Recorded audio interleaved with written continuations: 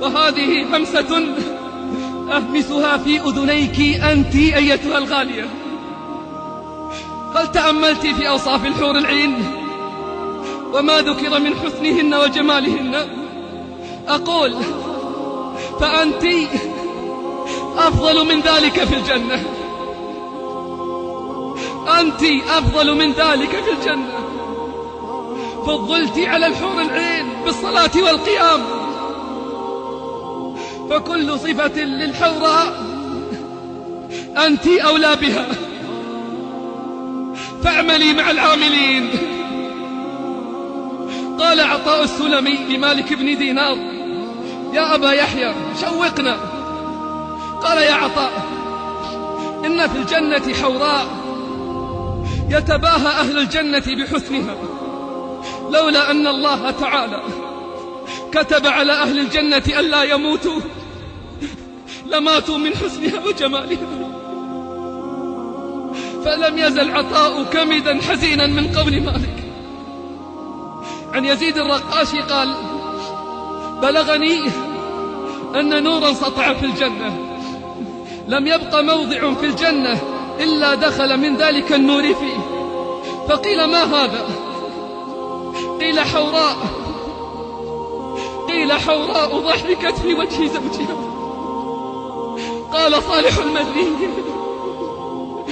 فشهق رجل من ناحية المسجد فلم يزل يشهق حتى مات في مكانه.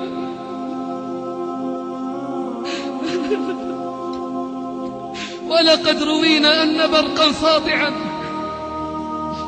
يبدو فيسأل عنه من بجناني، فيقال: هذا ضوء ثغر ضاحك في الجنة العليا كما تريان.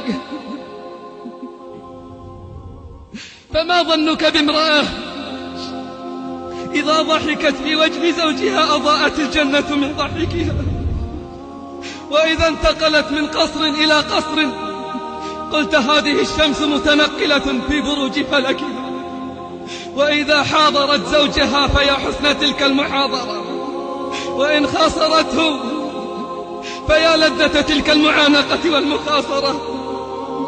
وحديثها السحر الحلال لو أنه لم يجن قتل المسلم المتحرز، إن طال لم يملل، وإن هي حدثت ود المحدث أنها لم توجز، وإن غنت فيا لذة الأبصار والأسماع، وإن آنست وأمتعت فيا حبذا تلك المؤانسة والإمتاع، وإن قبلت فلا شيء أشهى من ذلك التقبيل، وإن نولت فلا ألذ ولا أطيب من ذلك التنوير.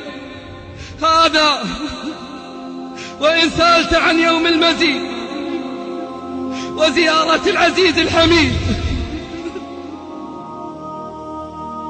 ورؤية وجهه المنزه عن التمثيل والتشبيه، كما ترى الشمس في الظهيرة والقمر ليلة البدر، فذلك موجود